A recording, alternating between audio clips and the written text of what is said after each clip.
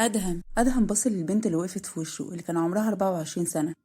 أيوة خير يا هدير، في حاجة؟ جاية تقفي قدامي ليه؟ لو سمحت أنا عايزة أمشي. يلا بينا يا غزل. غزل مين دي أصلا؟ وتقرب لك إيه؟ أنا أول مرة أشوفها. أنت ما ينفعش تمشي وتسيبني، أنا عايزة أتكلم معاك. وأنا مش عايزة أتكلم معاكي أصلا، امشي من هنا لو سمحتي. وبعدين مالكيش دخل بيا ولا ليكي دخل غزل تكون مين، تمام؟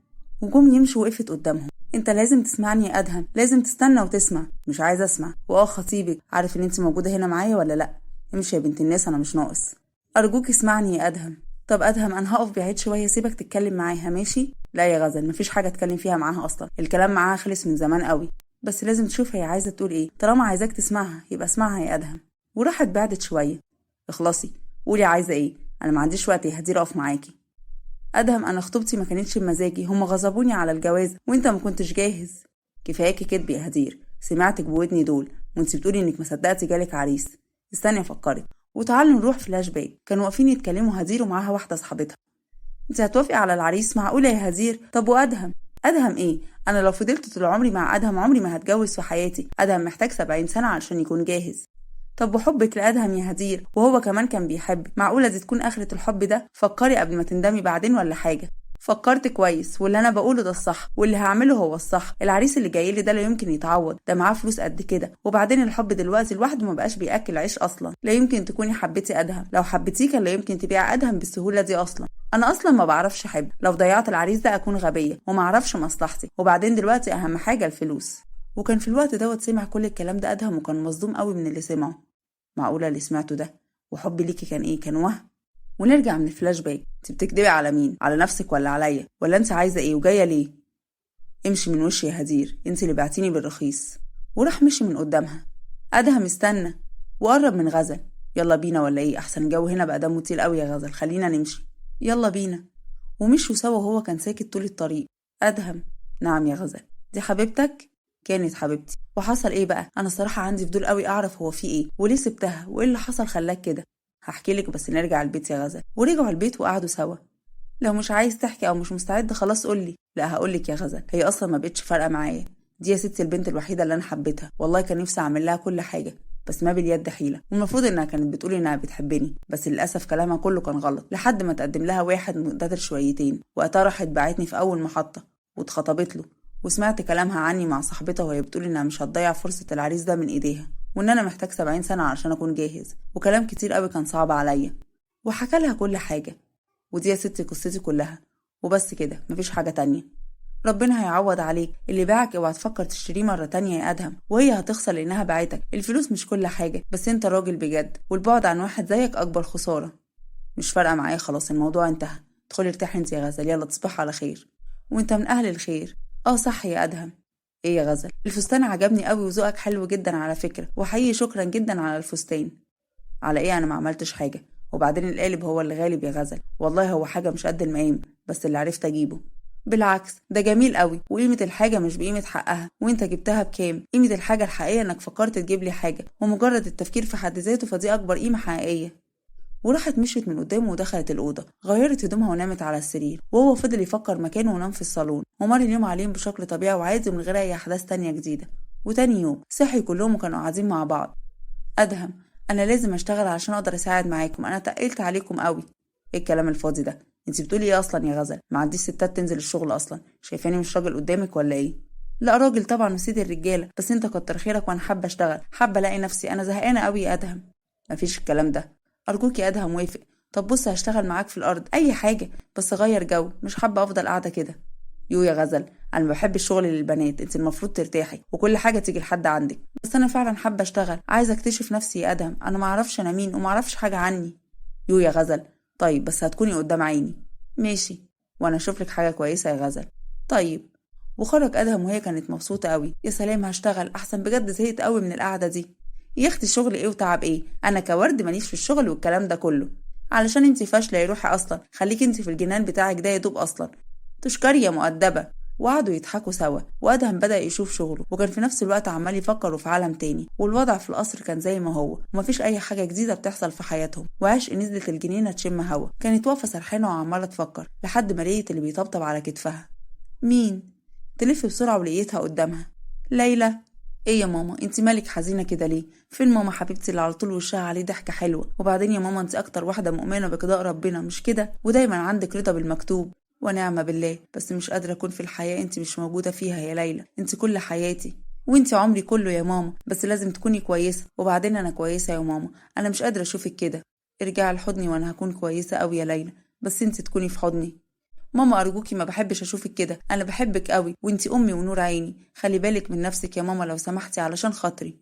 ليلى أنا بحبك قوي. وبدأت تخرج. ليلى أرجوكي استني يا ليلى، بلاش تمشي كده لو سمحتي. وتختفي ليلى. لا يا ليلى، ما ينفعش تسيبيني بالشكل ده، أرجوكي يا ليلى استني. وطلعت تجري على بره. ليلى خليكي معايا. ليلى بلاش تمشي وتسيبيني، أنا محتاجالك يا ليلى. وفضلت تمشي في الشارع. انتي رحتي فين يا ليلى؟ ما تسيبنيش ارجوك، انا عايزاكي يا بنتي، تعالي. وفضلت تمشي كده وهي ولا شايفه ولا سامعه حاجه، ومره واحده اتفرمل قدامها عربيه ونزل منها زين. عش وجري عليها. عش انتي بتعملي ايه يا عش؟ انا فرملت باخر لحظه، انا مش عارف كان ممكن يحصل ايه. انتي ازاي تعملي فيا وفيكي كده يا عش اصلا؟ ازاي؟ وراح جري عليها وحضنها. حرام عليكي اللي عماله تعملي فيا ده يا عش، انا ما اقدرش اعيش من غيرك اصلا. وهي قعدت تعيط. ليلى كانت بتتكلم معايا وخرجت وسابتني وانا خرجت وراها. ارجوكي يا عيش كفايه، ارجوكي، انت عماله تعذبي في نفسك وتعذبيني معاكي ليه كده يا عيش؟ كفايه بقى ارجوكي. كانت حزينه قوي وعماله تعيط. مش قادره يا زين. طيب يا حبيبتي يلا تعالي اركبي معايا. وركبت معاه وساق ورجع بيها على القصر وطلعوا على فوق، وكان ماسك ايديها. ارجوكي خلي بالك من نفسك يا عيش، انا خايفه عليكي قوي وانت عماله كده تيجي على نفسك بالشكل ده. حضنته وفضلت تعيط. انا تعبانه قوي يا زين، انا مش قادره بجد.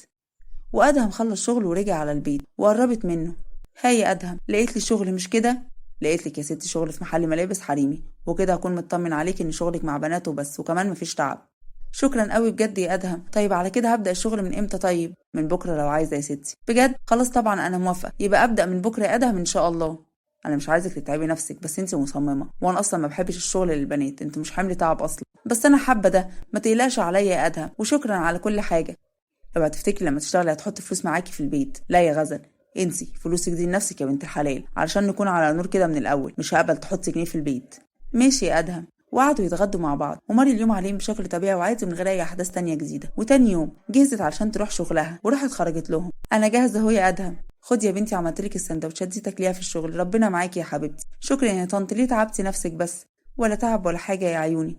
ربنا معاكي يا غزل. يا رب يا ورد. وخرجت مع ادهم. لو غيرتي رايك في الشغل قولي يا غزل، مش عايزك تشتغلي اصلا. اغير رايي؟ هو لعب عيال ولا ايه يا استاذ؟ لا طبعا. ووصل قدام المحل ودخلوا. اهلا يا ادهم، اهلا بيك، دي غزل اللي قلت لك عليها بقى. اهلا وسهلا بيك يا بنتي. نرمين يا نرمين. نعم. دي غزل هتشتغل معاكي هنا، عايزك تفهمي غزل كل حاجه يا نرمين، ماشي؟ حاضر يا بابا.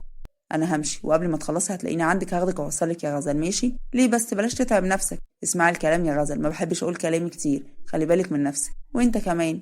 وخرج ادهم وراح يشوف شغله، وهي بدات تفهم الشغل من نرمين، وبداوا يشتغلوا سوا. ذكيه يا غزل. شكرا يا نرمين، قلبي اتفتح لك والله يا غزل، ان شكلك بنت جميله ومحترمه واخلاقك عاليه كده.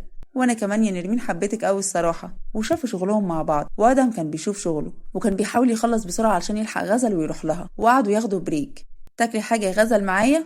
معايا سندوتشات، تعالي ناكلها سوا. ماشي، اذا كان كده اروح اجيب حاجه نشربها مع السندوتشات. راحت جابت حاجه يشربوها وقعدوا ياكلوا ويشربوا سوا، وكانوا عمالين يضحكوا ومبسوطين. مبسوطه معانا ولا ايه؟ اه طبعا يا نرمين. وخلصت شغلها ولقيت ادهم واقف لها قدام المحل. لا جاي في الميعاد بالظبط انت يا ادهم. ما ينفعش اسيبك كده يا ستي، وبعدين ما بحبش تمشي لوحدك وترجعي على البيت لوحدك. طيب يا سيدي، النهارده جالي تبس من المحل. تصرفيهم في الهنا ان شاء الله يا غزل. بص انا مش محتاجه حاجه، خدهم انت.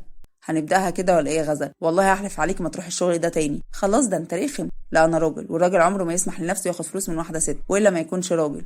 بصيت له وكانت مبسوطه منه ان هو راجل فعلا. ورجعوا على البيت. تعالوا يا حبايبي الاكل جاهز، اكيد واعين من الجوع، ادخلوا اغسلوا ايديكم وتعالوا. حاضر. دخلوا غسلوا ايديهم وخرجوا ياكلوا سوا. خلصت اكل ودخلت على الاوضه، ودخلت وراها ورد. قوليلي عملت ايه في اول يوم شغل؟ الحمد لله مبسوطه، وجالي تبس من المحل. ايوه بقى هتعدي الفقر يا بت. انا سمعتك امبارح وانت بتقولي لادم انك محتاجه كتب، مش كده؟ اه فعلا، وقال لي يومين ويكون عندك. خدي يا ستي هاتي الكتب اللي انت عايزاها، وقولي لادم انك صورتيهم من واحده صاحبتك. لا مش هاخد حاجه، دي فلوسك، احنا هنا محدش قال دي فلوسي وفلوسك، وانا اختك ولا ايه؟ انا اصلا مش محتاجه حاجه. خدي يا حبيبتي هاتي اللي انت عايزاه، وممكن بعد كده لو محتاجه حاجه تيجي تقولي لي. كتر خير ادهم، حمله كتير وعلى كل حاجه، وكفايه مصاريف البيت والدراسه وكل ده. انت جميله قوي يا غزل بجد. انت احلى اخت في الدنيا، انا بحبك قوي. وانا بحبك اكتر يا ورد الصراحه، انت بنت جميله وبريئه وفعلا اللي في قلبك على لسانك. وانت كمان يا غزل بحسك كده، حاساكي عامله زي الملاك كده وبنت جدعه ولذيذه قوي. وفضلوا يتكلموا مع بعض وقعدت تذاكر شويه وبعد كده ناموا ومر اليوم عليهم بشكل طبيعي وعادي من غير اي احداث تانية جديده. وتاني يوم جهزت علشان تروح الشغل وخرجت بره. انا جاهزه يا ادهم اهو. طب تعالي نفطر الاول. فطروا سوا وخرجوا بعد كده وكانوا ماشيين لحد ما رجلها تدوس في الطينه وكانت هتقع وهو مسكها بسرعه. انت كويسه مش كده يا غزل؟ اه يا ادهم. وبصوا لبعض في الوقت دوت وراح هو بص المكان التاني بسرعه. يلا بينا. وكملوا طريقهم لحد ما وصلوا قدام المحل. شوفي شغلك وانا باذن الله هخلص واجيلك. ماشي؟ ماشي يا ادهم، ربنا معاك، خلي بالك من نفسك. حاضر يا غزل، وانت كمان خلي بالك من نفسك. دخلت وتطمن عليها انها دخلت وهو راح مشي وهي كانت مبسوطه قوي وعماله تشوف شغلها. تعرفي تقفلي انت يا غزل؟ احسن بابا مش هنا وانا لازم اروح محاضرات مهمه عليا النهارده. اه يا نرمين ربنا معاكي، روحي وانا هقفل. ماشي يا حبيبتي. ومشيت وليلى خلصت شغلها وقفلت المحل ووقفت بره مستنيه ادهم. اتاخر كده ليه؟ لحد ما لقيت شباب بيقربوا منها.